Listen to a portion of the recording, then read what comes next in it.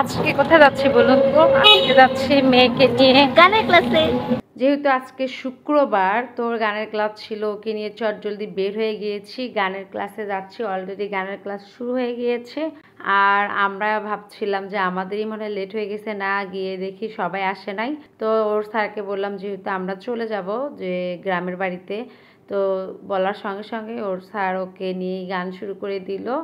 ওকে দেখিয়ে দিচ্ছিল বন্ধে কি কি করতে হবে। তো তাড়াহুড়ো করে ওখান থেকে গান শিখে বাসায় ফিরতে হবে, কারণ বাসায় গিয়ে আবার রান্না করতে হবে। তো বাসায় ফিরে এসে দেখি যে না, কাটা বাছা তো আমি আগেই করে রাখি। আমি কিন্তু সবজি মানে গত রাত্রে কেটে রাখি, আগামীকাল কি রান্না করব সেটা আমি আজকেই করে রাখবো রেডি। তো করলা কেটে রাখছিলাম, এসে চটজলদি বসিয়ে দিয়েছি। সব কিছুই কাটা ছিল, পেঁয়াজ, মরিচ, করলা, আলু। তো এখানে করলার ভাজি হচ্ছে, এখানে হচ্ছে আছে সাদা ভাত, আর হচ্ছে মাছের ঝোল রান্না করে রাখছি।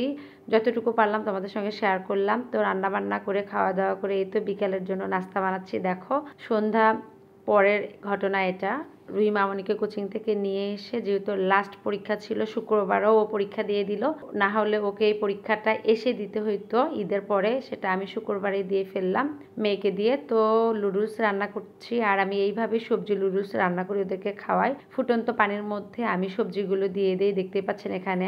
আপনারা চাইলে বাচ্চাদেরকে সকালের নাস্তা, স্কুলের টিফিনে, বিকালের নাস্তা এভাবে বানিয়ে দিতে পারেন মজাদার ইয়াম্মি লুডুলস। এখানে আছে বরবটি, গাজর এবং মটরশুঁটি দিয়ে ভালোভাবে এটা সিদ্ধ করে নিব। তারপরে পানিটা ঝরিয়ে ওদেরকে আমি ডিম দিয়ে ফ্রাই করে তারপর দিব। এটা ওদের বিকেলের নাস্তা কিংবা রাত্রেও ওরা এটা ডিনার হিসাবে খেয়ে থাকে। তো আজকে ভিডিওটি এ পর্যন্ত। যদি ভালো লেগে থাকে ইনশাআল্লাহ শেয়ার করবেন, লাইক কমেন্ট ফলো দিয়ে পাশে থাকবেন। আল্লাহ হাফেজ।